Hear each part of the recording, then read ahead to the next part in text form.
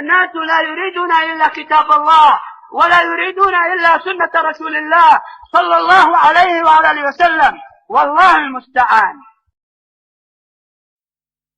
له لا شريك له، وأشهد أن محمدا عبده ورسوله صلى الله عليه وعلى آله وصحبه أجمعين. ما بعد, inshallah this will be the first lesson with regards a pamphlet which was actually a lecture that was delivered by Shaykh Rabee bin Hadi al-Madkhali about 20 or so odd years ago, in the presence of Shaykh Abdulilah bin Baz Rahimahullah. And actually the date, I'll give you the date exactly. The date was 1391. We are in 13. فهذا الكتاب النافع أصله محاضرة ألقاها. So I made a mistake. I said 20 years ago. More than 20 years ago. Allahu Akbar. 1391. Now we are 1436. Allahu Akbar. How many years is that? 45 years ago. Allahu Akbar. 45 years ago. In the presence of Shaykh Abdulilah bin Baz Rahimahullah. And under his ishraf, yani under his basically his presence. And also this is something which is common in Saudi. What they have sometimes, you have when some of the scholars give lectures. I attended one of these kind of lectures where Shaykh Sa'id Fawzan, for example, was giving a lecture in the presence of the Mufti, Shaykh Abdulilah al-Shaykh, or in that time Shaykh bin Baz Rahimahullah. You have sometimes those kind of lectures where, which is kind of a government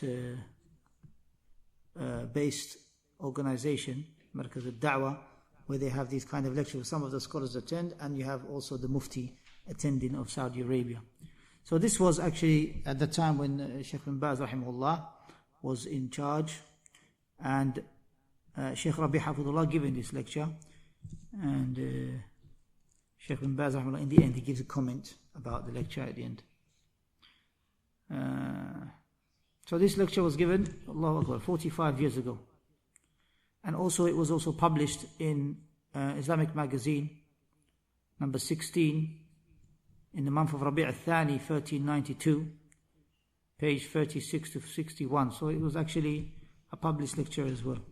And the one who put it together is Shaykh Khalid al-Dhufairi, may Allah reward him,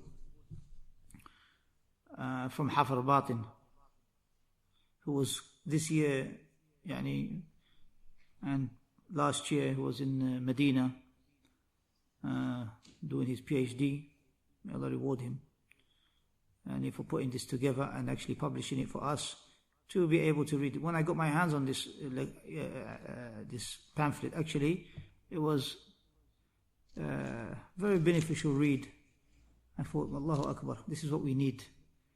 And I like the writings of Shaykh Rabee, the style when he writes, very direct and very clear and to the point, and lots of benefits as well. Allah subhanahu wa ta'ala has blessed him with insight, knowledge, and this is the way of the ulama.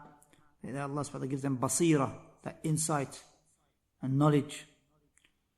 And you see that a lot with his writings. Gives you a fa'idah, a benefit that you wouldn't have read before, and some further detail, further benefit that you get from verses. And you'll see some of that inshallah in today's reminder.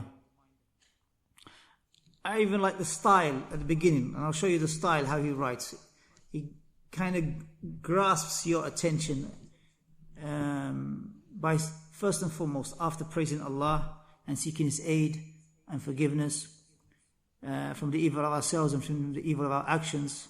He says, whoever Allah guides, there is none to misguide, and whoever Allah subhanahu wa ta'ala leaves misguided, there is none that can guide. And I testify that none has the right to be worshipped, he says, except Allah, and that Muhammad sallallahu alayhi wa sallam is his slave and his messenger, sallallahu alayhi wa alihi wa sahbihi ajma'in. Then he says, after he says, وَبَعْدْ فَإِنَّ مِنْ أَغْرَبِ الْأُمُورِ, from the most strangest of affairs. Where have you seen that kind of style before? min a'jab al-ujab. Who uses that style at the beginning? You remember? In Kashf al-Shubuhat, min a'jab al-ujab, from the strangest of affairs. Abdulilah Lahmami mentions that in his also books. If you look on Usul al-Sitta, min a'jab al-ujab, from the most strangest of affairs. But even the most, the one who's like a layman will understand. You don't need to have PhD. You don't need to be, educated with all these letters. It's so clear. And that is Aqidah, Tawheed, to worship Allah subhanahu wa ta'ala alone. So here Shaykh Rabee uses the same style. And it's straight away into the topic.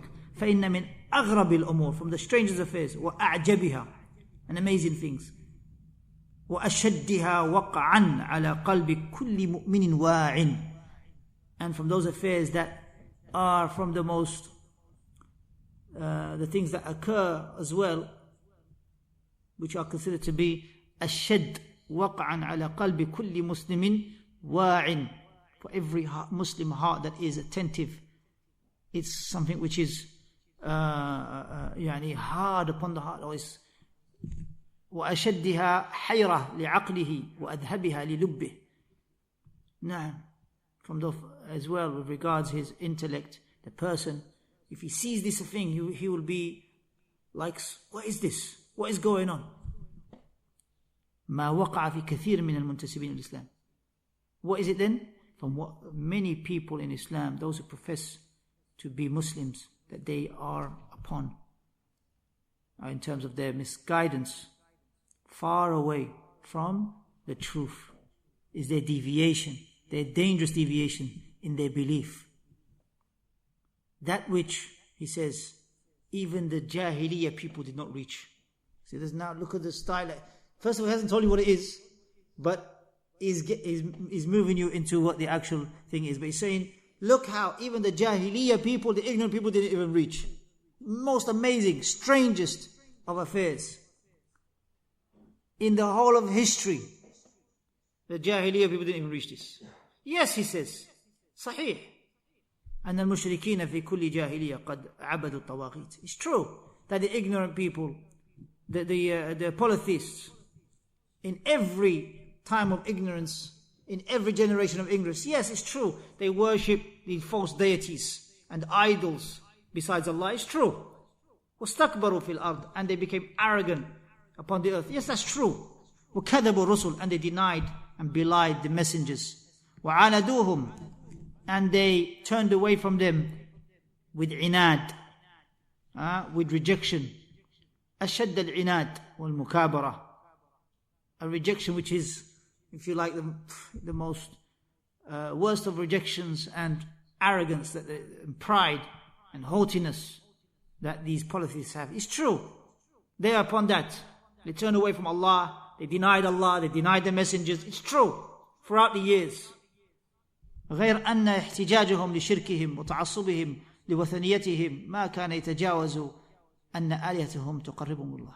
However, he says, their proof that they used for committing shirk with Allah, and they're having that partisanship towards their idols, it didn't actually go beyond, he says, seeking closeness to Allah. They actually wanted to get too close to Allah, or getting close to their deity.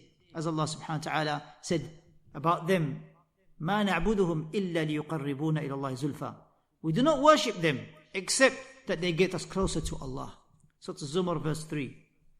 And in the other verse, in Surah Az-Zukhruf, بَلْ قَالُوا إِنَّا وَجَدْنَا آبَاءَنَا عَلَىٰ أُمَّةٍ وَإِنَّا عَلَىٰ آثَارِهِمْ مُهْتَدُونَ. Rather, we found our forefathers amongst the nations, we found them upon this particular way, yani of shirk, and we are following them. So they actually claimed that they are following their forefathers. وَكَذَلِكَ مَا أَرْسَلْنَا مِنْ قَبْلِكَ فِي قَرْيَةٍ مِنْ نَذِيرٍ إِلَّا قَالَ مُتْرَفُوهَا إِنَّا وَجَدْنَا آبَاءَنَا عَلَى أُمَّةٍ وَإِنَّا عَلَى آثَارِهِمْ مُقْتَدُونَ. And likewise, those who came before them, those whom messengers went to, they said the same thing. We are following our forefathers. And then that's in Surah Az-Zukhruf verse 22. And in Surah Al-Shu'ara verse 69 to 74, وَاتْلُ عَلَيْهِمْ نَبَأَ إِبْرَاهِيمَ. Allah says, and convey to them, and read to them, and recite to them the story of Ibrahim. إِذْ قَالَ لِأَبِيهِ وَقَوْمِهِ مَا تَعْبُدُونَ. He said to his father and his people, what is it that you worship? قَالُوا نَعْبُدُ أَصْنَامًا فَنَظَلُّ لَهَا عَاكِفِينَ. They said, we worship idols, and we are doing basically i'tikaf around them. See this word from i'tikaf. عَاكِفِينَ.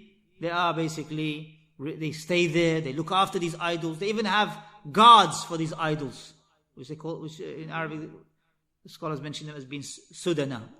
The guards that guard these idols to protect them. قَالَ هَلْ يَسْمَعُونَكُمْ إِذْ تَدْعُونَ.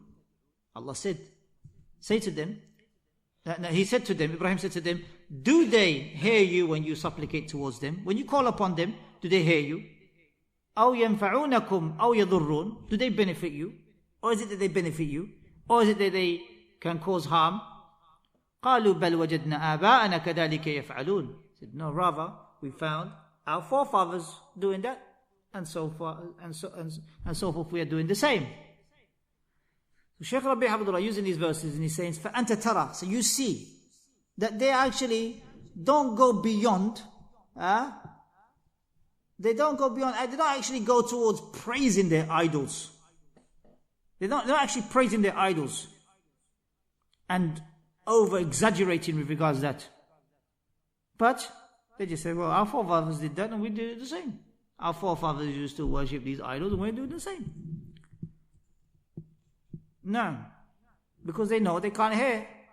وَلَا تَجْلُبُوا لَهُمْ نَفْعًا. But to get to Allah, they used to seek nearness to Allah through these idols. To get to Allah, they would seek nearness to Allah through these idols, to bring them benefit, to remove harm. So, you can say that they just were blind followers. They saw their forefathers do the same, so they did the same. And he said, if you read also Islamic history, the ignorance, the pagans, you will see, again, many of them, you will see having the same kind of attitude. For example, he says, a person will carry his own idol in his pocket. He will carry his own idol as his deity. And whenever it's time to worship, he will take out the idol and he worship the idol. And if he finds a stone that looks better than the stone that he has, he will take that as an idol and throw away that stone that he was worshipping, and he will take the next one. And likewise, some of them, they made idols out of dates, but when they got hungry, they ate their dates and they would make another idol with more dates later. So it wasn't an issue of, I mean, if you're really exaggerating your praise for that idol, you wouldn't eat it, would you? So really, if you look at their shirk that they did, it was shirk. But did it go beyond what the people are doing nowadays? That's the point Shaykh Rabee is saying. Did it go to the exaggeration that the people have towards the deities besides Allah? Is it like that? You say no, it's not like that. The pagans of the past, they had a shirk. But look at the shirk of the people of today. You see the point? It's a fantastic style of writing, fantastic as well awareness of the comparison between the two types of people, if you like. So he would eat his idol when he gets hungry, he says. وَكَانُوا إِذَا رَكِبُوا فِي الْفُلْكِ دَعْوَا اللَّهَ مُخْلِصِينَ لَهُ الدِّينَ. And also, when they were on board a form of transport in the sea, you will find them calling upon Allah subhanahu wa ta'ala sincerely. The mushrikun, the polytheists, they will call upon Allah sincerely when they fear that the form of transport is going to sink or that they're going to die. They actually call upon Allah sincerely. And you find it in many verses in the Quran. From them is the last part of Surah Luqman. أَلَمْ تَرَى أَنَّ الْفُلْكَ تَجْرِي فِي الْبَحْرِ بِنِعْمَةِ اللَّهِ لِيُرِيَكُمْ مِنْ آيَاتِهِ. Don't you see, or don't you look at أَلَمْ تَرَى أَنَّ الْفُلْكَ. Fulka is the ship. Don't you see the ship that sails through through the oceans, through the seas. تجري في البحر ليريكم من آياته. So that Allah subhanahu wa ta'ala will show you His signs. It's a sign from Allah that He keeps it afloat subhanahu wa ta'ala. Just like He keeps the bird afloat in the sky. In Surah Al-Mulk. You remember the verse Surah Al-Mulk?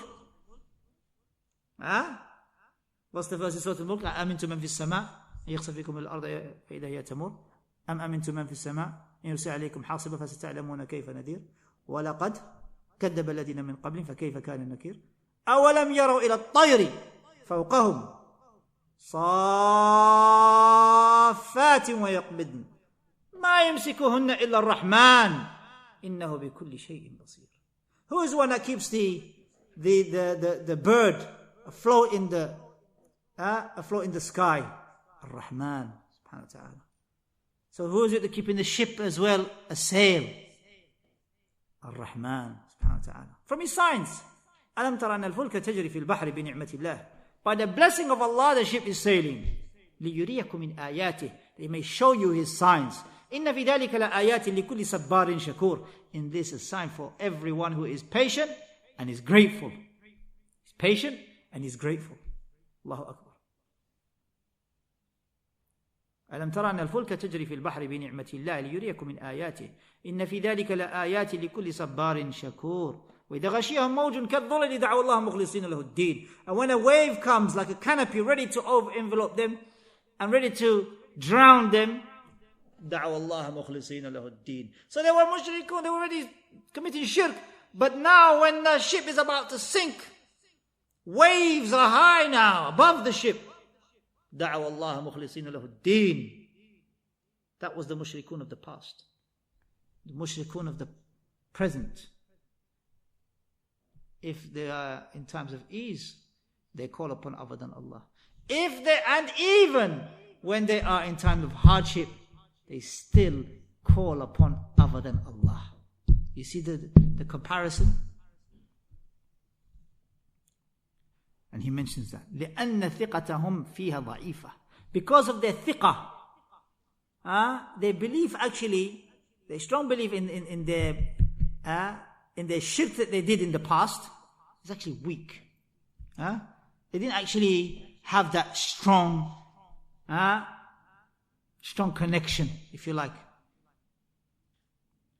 Rather, متوجهين إلى الله الذي بيده النفع والضر وانقادوا من الشدائد.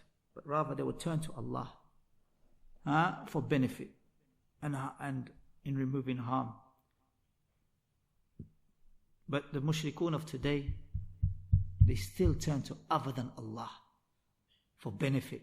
They still turn to other than Allah in removing harm and affliction and difficulty.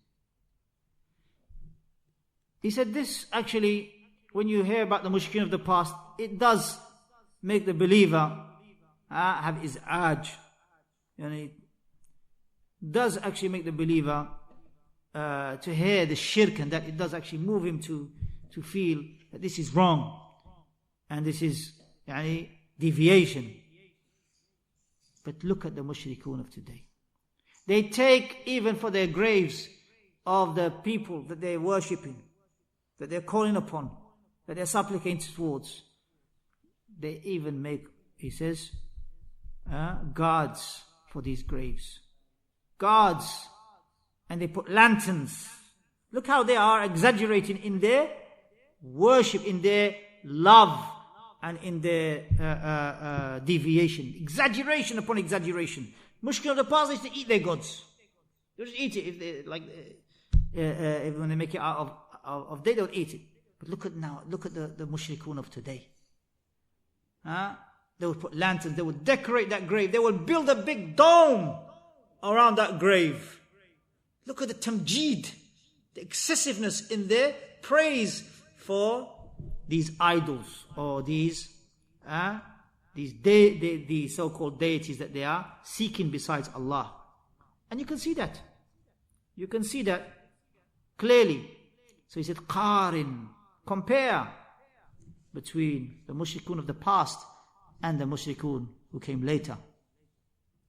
In terms of their beliefs, in terms of their actions, their statements, how they used to exaggerate. And you don't have to go far. Look how Baqi' in Medina, mashallah, tabarakallah, if you go there now, you will see, alhamdulillah, the graves are leveled. They're not raised more than a handspan. You're not allowed to have graves that are more than a handspan above the ground. And also, you don't find buildings. Prophet ﷺ forbade that you build the grave into like a building made out of bricks and stone or whatever. It's not from Islam. You see simple graves of Sahaba.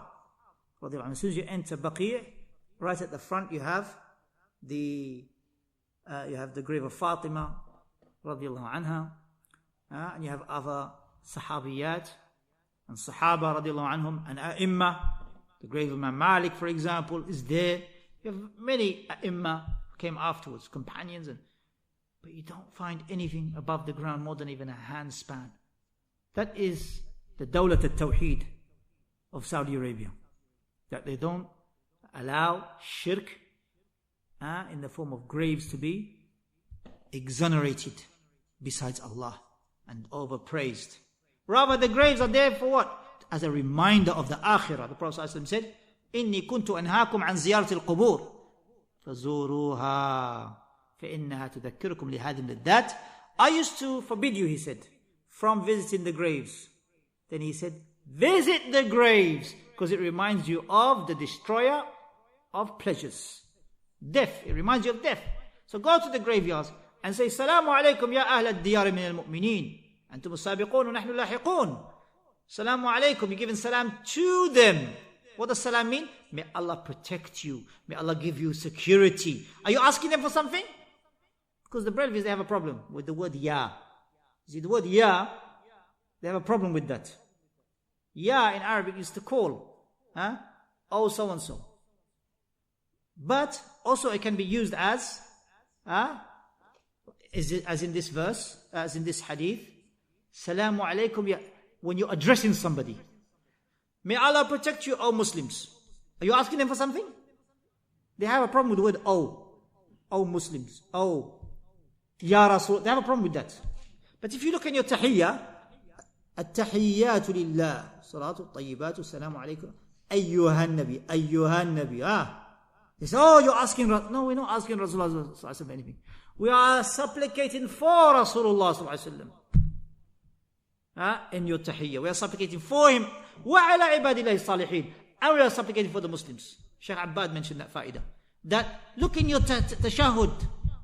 In your tashahud, every single day, you are asking Allah to protect the Rasul sallallahu alaihi wasallam and the Muslims in your tashahud. Allahu Akbar. Did you ask him for anything? Did the Prophet sallallahu alaihi wasallam teach us to call upon him? Nothing. He didn't. He taught us to call upon Allah subhanahu wa ta'ala. So in your tahiyyah, the sunnah is there. The tawheed is there. When Abdullah ibn Umar radiallahu anhuma passed by the grave of Rasulullah sallallahu alaihi wasallam, Assalamu alayka ya Rasulullah. Oh, look, he said, ya. Again, they have a problem with that. But did he say to him, did he say, oh, Rasulullah, help me? No, he didn't. Salamu alayka ayyuhan. Salamu alayka ya Rasul. Did he ask him for anything? Salamu alayka. May Allah give you security, O Prophet. Did he say to him, O Prophet, help me, give me, remove affliction, give me benefit? He didn't. So they have a problem with the word ya, they don't understand it. They don't understand the different uses of ya in the Arabic language. To them, ya means, khalas, look, he said, ya Rasulullah. And so from that, they say, ya Abdul Qadir Jilani, ya Badawi, ya Fulan, ya Allah, and whoever it is. Lock, stock and barrel, anyone and everyone, ya so-and-so, help us. Did Allah teach you that? Did Rasulullah teach you that? No. So Shaykh Rabee, Hafidhullah, he says, look at their statements. And even the people of the book, look, he says, look at the people of the book. Allah said to them, said to Rasulullah, tell them, قُلْ يَا أَهْلَ الْكِتَابِ تَعَالُوا إِلَى كَلِمَةٍ سَوَاءٍ بَيْنَنَا وَبَيْنَكُمْ أَلَّا نَعْبُدَ إِلَّا اللَّهِ. O people of the book, come to a common term between us and you, that we do not worship except Allah, وَلَا نُشْرِكَ بِهِ شَيْئًا, and we do not commit shirk with him in anything. وَلَا يَتَّخِذَ بَعْضُنَا بَعْضًا أَرْبَابًا مِنْ دُونِ اللَّهِ, and let not any one of us take each other, or take one of us as being أربابا من دون الله, a rabbi, a lord besides Allah, يعني someone that you call upon besides Allah. فإن تولوا فقولوا اشهدوا بأننا مسلمون. And if they turn away, then say to them, bear witness that we are Muslims, submitting to Allah subhanahu wa ta'ala alone. So it's Al-Imran verse 64. Again, another verse regarding the people of the book, who went into extremism as well in their shirk. Ya Ahl al-Kitab, la taghlu fi dinikum. O people of the book, do not become extreme in your religion, because they say, Ya Isa, oh Jesus, help us. وَلَا تَقُولُوا عَلَى اللَّهِ إِلَّا الْحَقِّ. So what's the difference between you then, O Brelvi or Sufi, between you and the Christian who says, Ya Isa, and you say, Ya Muhammad, help me? What's the difference? They're doing the shirk, you are doing the shirk. وَلَا تَقُولُوا عَلَى اللَّهِ إِلَّا الْحَقِّ. And don't say about Allah except truth. Surah An-Nisa verse 171. وَنَقُولُ لِعُلَمَائِهِمْ إِنْ كَانَ فِيهِمْ عُلَمَاء. We say to their scholars, if amongst them there are scholars, لِمَا تَلْبِسُونَ الْحَقَّ بِالْبَاطِلِ. Why do you clothe, do you taint truth with falsehood? وَتَكْتَمُونَ الْحَقَّ وَأَنْتُمْ تَعْلَمُونَ. And you hide the truth while you know. You know it's true, and you hide it. You don't want the people to know. So it's Al-Imran verse 71. تعالوا نتحاكم ونحتكم إلى القرآن الحكيم. Let us go back to the Quran and use that as a judge between us and you. لا يأتيه الباطل بين يديه. No futility can come in front of it. ولا من خلفه, no behind it. تنزيل من حكيم حميد. Because this Quran is revealed from the All-Wise, the one who is praised. Surah Al-Fussilat verse 42.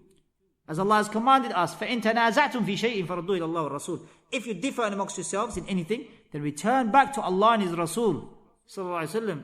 If you truly believe in Allah and the last day, that is better for you for final determination.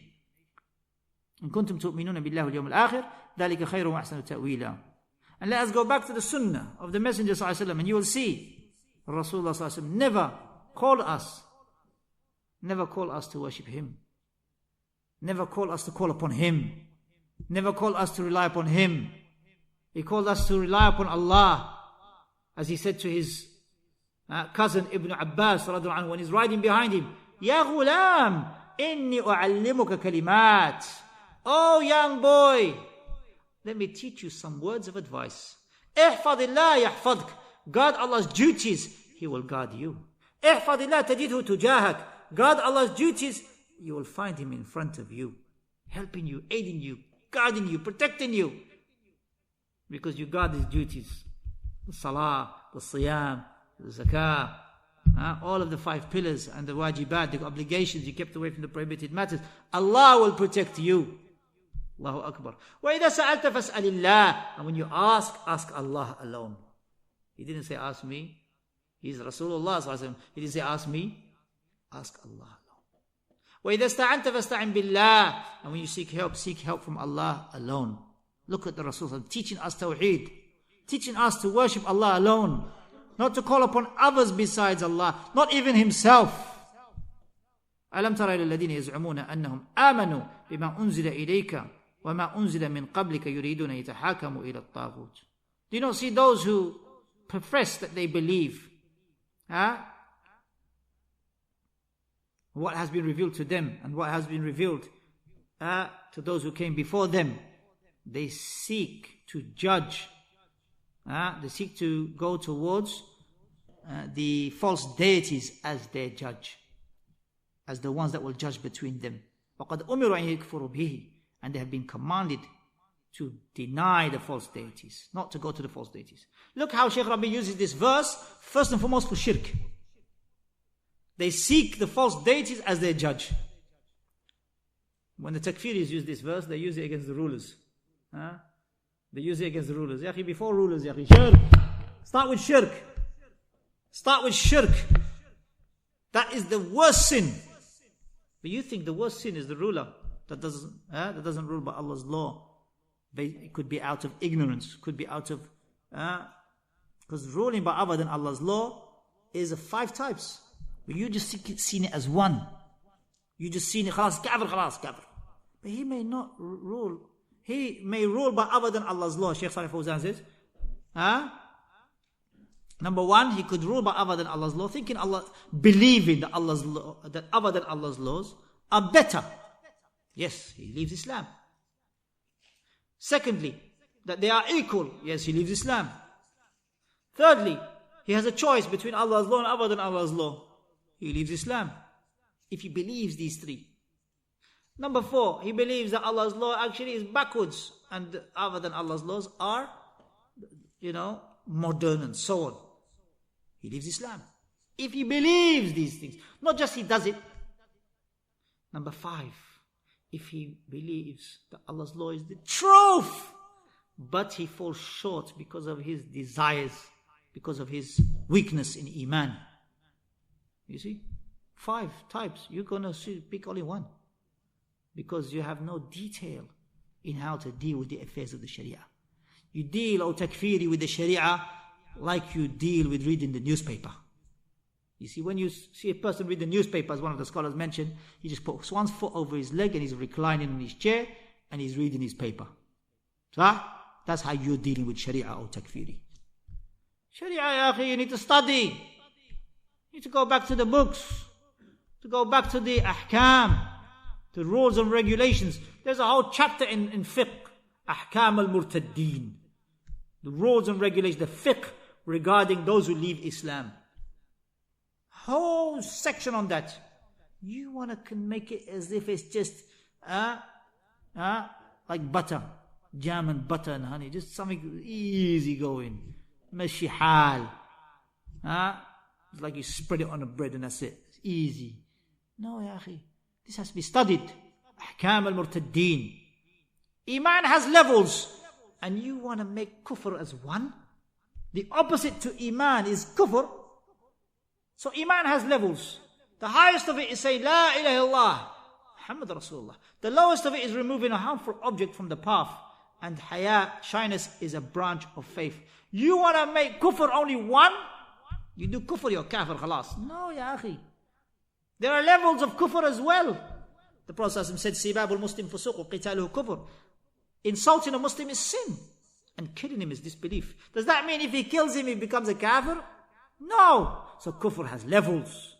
وَإِن طَائِفَتَانِ مِنَ الْمُؤْمِنَ اقْتَتَلُوا فَأَصْلِحُوا بَيْنَهُمَا. When two group of Muslims, you call them believers, when they fight one another, rectify between them. Allahu Akbar. They're believers, even though they're fighting each other. So that kufr then is not a kufr that makes you leave Islam. So the kufr has levels. There's kufr in belief, there's kufr in action. Has levels. Just one, khalas, kafir, ala tul. Blanket statement, takfir, straight away. The Prophet said, Man qala li akhihi, ya kafir, faqad ba'a bihi ahaduhuma. Whoever says to his brother, oh disbeliever, it falls on one of the two. So you have to be careful. Don't go around calling Muslims disbelievers, just like that, because of an action of kufr. You have to ascertain that what the action of kufr is first and foremost. Is it in by itself opposing Iman? Is it did the person himself do it out of ignorance, not knowing? Did he intend that? Yes, important to know all this. The person who was under the shade of a tree, he lost his provisions. He lost his riding beast with all of his provisions on it. And he woke up and then he found it in front of him. You know what he said? The Prophet explained about this person who lost his provision, and afterwards when he was under the shade of a tree, he woke up, he found his provisions, his camel or riding beast, he found it and he said, Oh Allah, you are my servant and I am your Lord. أخطأ من شدة الفرح. He made a mistake out of being so happy. Did he intend that kufr statement? He didn't intend it. The Prophet ﷺ made an excuse for him. He said, أخطأ من شدة الفرح. You ain't got no excuse. You haven't got any excuse. For anyone who makes a mistake, not intending that mistake. Where's your excuse? The man is saying, La ilaha illallah Muhammad Rasulullah, you still kill him. Did we see that? Didn't we see that with the Khawarij? The man is saying, La ilaha illallah, and you still kill him. The Prophet said to Usama bin Zayd radiallahu anhu, in a battle when the mushrik came and Usama was about to strike him. And they said, the mushrik, the polytheist said, La ilaha illallah. He testified that none has the right to be worshipped. Which is the first thing you say to become a Muslim. The testification of faith. And Usama struck him. When the Prophet found out, he was very angry. He said, you killed him. And he said, La ilaha illallah, and you still killed him? He said, he only said it to save himself. He says, did you open his heart to ascertain that he only said La ilaha illallah to save his, to save himself? How will you be, O Usama? Radiallahu anhu. How will you be on Yawm al-Qiyamah when La ilaha illallah comes defending him? Or if La ilaha illallah comes defending him, because did he say it truthfully or not? How will you be? And he kept on repeating that to Usama, and Usama radiallahu anhu said, I wish I only became Muslim that day. He was so remorseful. He was so sad. And any other battle or any other occurrence, problem, any other dispute that occurred later, Usama was not to be seen. He didn't want to, not battle, I mean any dispute between Muslims. He was very careful not to partake in that, fearing that he'd kill a Muslim again. Or fearing that he would kill a Muslim. Subhanallah. So therefore, how is it then, O Takfiri, that you're quick with that? So Shaykh Rabee says, let's go back to the book of Allah then. فَلَا وَرَبِّكَ لَا يُؤْمِنُونَ حَتَّى يُحَكِّمُوكَ فِي مَا شَجَرَ بَيْنَهُمْ, he quotes. ثُمَّ لَا يَجِدُ فِي أَنفُسِهِمْ حَرَجًا مِمَّا قَضَيْتُ وَسَلِمُوا تَسْلِيمًا. Surah An-Nisa, verse 65. By Allah, they do not truly believe until they make you, O Muhammad sallallahu alaihi wasallam, a judge between themselves. And then they find in their hearts no hesitance in accepting that, and they submit to it wholeheartedly. So, he says, I've compiled this lecture based upon 3 sections, which I'm going to deal with, he says. Number 1 is dua, supplication, calling upon Allah. Let's deal with the mushrikun now of today, compare them with the mushrikun of the past regarding dua. The second one, he says, is regarding the claim that the Messenger of Allah ﷺ, or those they claim to be pious, whatever, awliya, that they have knowledge of the unseen. And number 3, the claim that Rasulullah ﷺ is not human. I'm going to deal with these 3 topics, he says. And dua one actually is quite long, but we can start the beginning of it. He said, first of all, let's look at dua in the language. Dua in the language, as in the book by Al-Jawhari, means I sought from them something, he says. I sought to seek something from them, you supplicate towards them. And Fayruz Abadi, he says in his Qamus, dua is ar-raghbatu ilallah. Yani is that desire to want something from Allah. And also, Al-Fayyumi in his dictionary, he mentions that dua means that it means to ask with desire, with that which he has of good. With that which he has of good. To seek something from him. And Hafidh ibn Hajar in his Fath al-Bari, when he mentioned the word dua, he says it is to seek. To seek, to supplicate, and to seek help, not only in times of for ease, but also in times of distress. Not only in times of ease, but also in times of distress. And there's a difference between the two actually. Istighatha is dua in times of distress, in times of difficulty. That's istighatha. And dua is general. And you seeking that you are calling upon. Quran mentions dua in many verses. Even when you go to the graveyard, you are supplicating for them. And Allah mentions that in the Quran. He actually mentions it as being salah, the word salah. But it's not actually prayer. Inna salataka kanat sakanun lahum.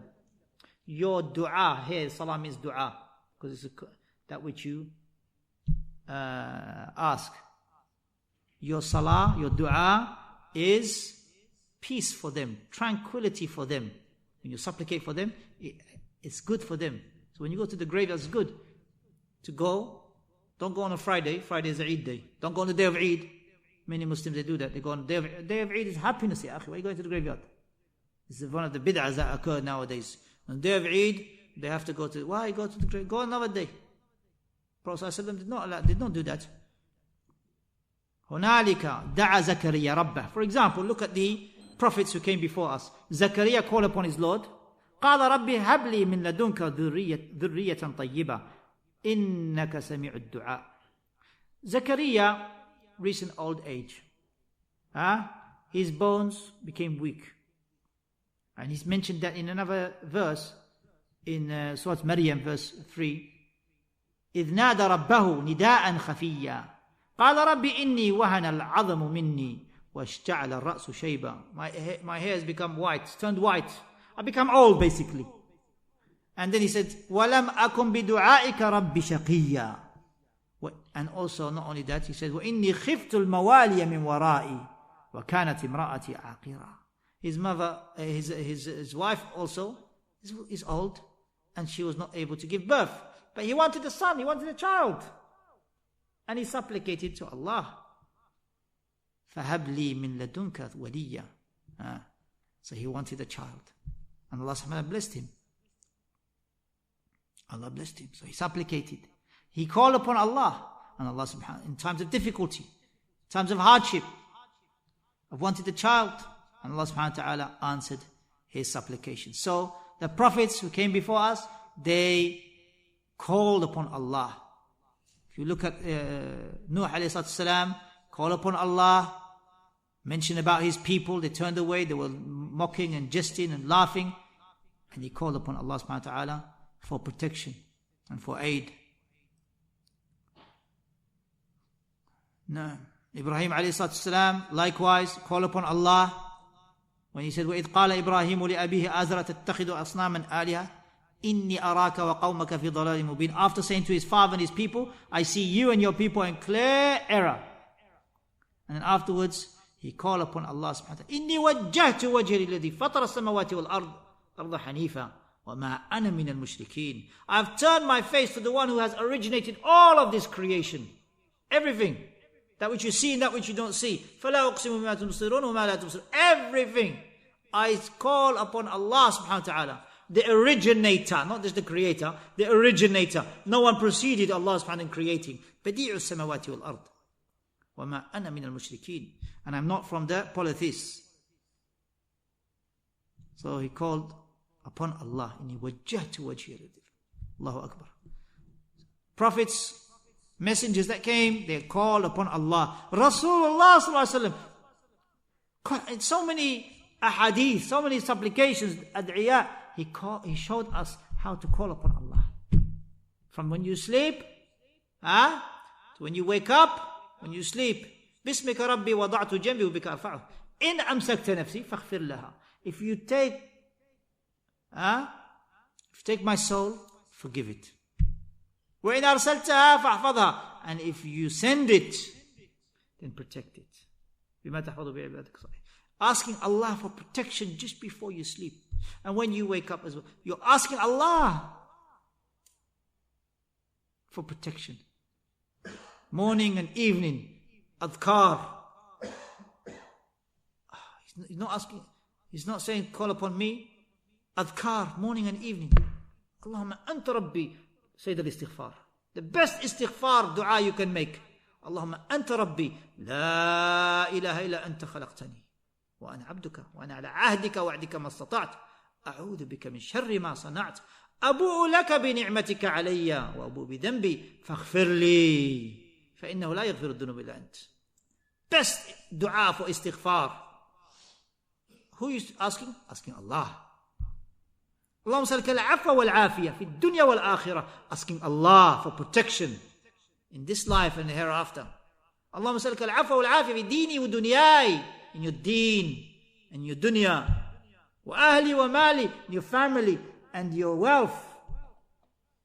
اللهم استر عورتي. Oh Allah, conceal, protect my sins, conceal my sins. استر عورتي. Conceal my sins.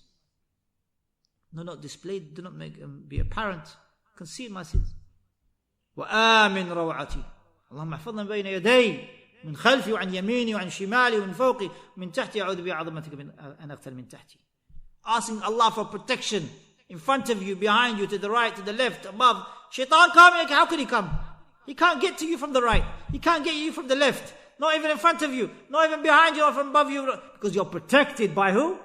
By Allah. Not this wali in the grave, the so-called wali in the grave. He needs your help. He can't even lift the rubble above him because he's stuck in the grave. Yani, he's in the grave. Can he come back? He can't come back. He needs help for your supplications, to supplicate for him. So then the Shaykh Rabee, Hafظullah, in next section, he mentions some of the adab of dua. عن أبي هريرة رضي الله عنه قال أن رسول الله صلى الله عليه وسلم إذا دعا أحدكم فلا يقول اللهم اغفر لي إن شئت. When you ask your Lord, don't say, oh Allah, forgive me if you wish, if you will. But when you ask, you should have a azm, determine, know for sure with certainty that Allah can give you your supplication. No. يستجاب لأحدكم ما لم يعجل. And also don't be of those who are hasty. I asked Allah and He didn't give me. You should be patient, because maybe Allah subhanahu wa ta'ala is testing you. Maybe He saved it for you in Yawm al-Qiyamah as a reward. So ادعوا ربكم تضرعا وخفية إنه لا يحب المعتدين. Don't be of those who press themselves in dua when they supplicate, but call upon your Lord with humility and call without shouting, without raising your voice. Allah subhanahu wa ta'ala is all hearing, He can hear what you're saying. وَلَا تُفْسِدُوا فِي الْأَرْضِ بَعْدَ إِصْلَاحِهَا. And do not commit corruption after it's on the earth, after it is being rectified. وَادْعُوهُ خَوْفًا وَطَمَعًا. And call upon your Lord with fear and with طمع. Yani, that desire, that seeking Allah subhanahu wa ta'ala. إِنَّ رَحْمَةَ اللَّهِ قَرِيبٌ. The mercy of Allah is close. مِنَ الْمُحْسِنِينَ. Close to who? Close to those who are righteous, those who are good doers. That's Al-A'raf, verse 55. So in this verse, Allah has commanded us to have humility. He's also not to raise your voice, to have fear, and also desire from Allah subhanahu wa ta'ala that which you seek. And Allah called us to call upon Him. وَقَالَ رَبُّكُمْ ادْعُونِي. And your Lord has said, call upon me, I will answer you. أستجب لكم. إن الذين يستكبرون عن عبادتي سيدخلون جهنم داخرين. Those who are too proud to worship me, they will enter the hellfire lowly. So dua is worship, clearly from this verse. Clearly from this verse. And the Prophet also said, إن الدعاء هو العبادة. Dua is ibadah. In Musnad Imam Ahmad, hadith sahih. And also in At-Tirmidhi, who said Sahih al-Isnad. قال الترمذي صحيح الإسناد. So الدعاء عبادة. Dua is worship. Just like the Prophet said, Al-Hajj Arafah. Does that mean all of Hajj, just Arafah is Hajj? No. Likewise, it doesn't mean that just dua is worship. There are other forms of worship. But from the most noblest and from the most best of worship is dua. That's why he emphasized it in this hadith. So we ask Allah subhanahu wa ta'ala to protect us and forgive us. We ask Allah subhanahu wa ta'ala that He protects us and He blesses us in this month of Ramadan, 1436. He blesses us to complete this month with Iman, with true faith and ihtisab, seeking that reward from Allah, because we know that nobody else can reward us for these great days, these blessed nights, except Allah subhanahu wa ta'ala. He is the one we turn to. Ni'mal Mawla wa Ni'mal Nasir. A blessed one He is as a helper, and a blessed one He is to give victory and to aid. We turn to Him always. Ihdina as-sirat al-mustaqim. Show us the straight path. Sirat alladhina an'amta alayhim. The path of those whom you have favored. غير المغضوب عليهم ولا الضالين. Not of those who earned your anger, and not of those who go astray. We call upon Him morning and evening to protect us.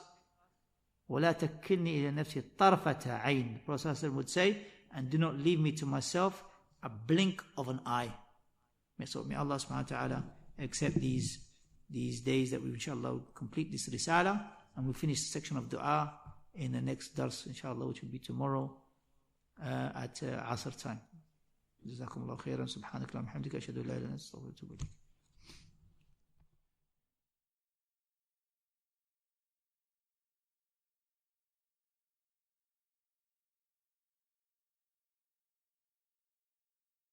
يا طالب العلم قم لا تنم، فإن الزمان انقضى وانصرم، فكن ما حييت ضنينا به، فظنك بالوقت عين الكرم، وكن حلس درسك وافرح به، تكن قائدا في غد للأمم.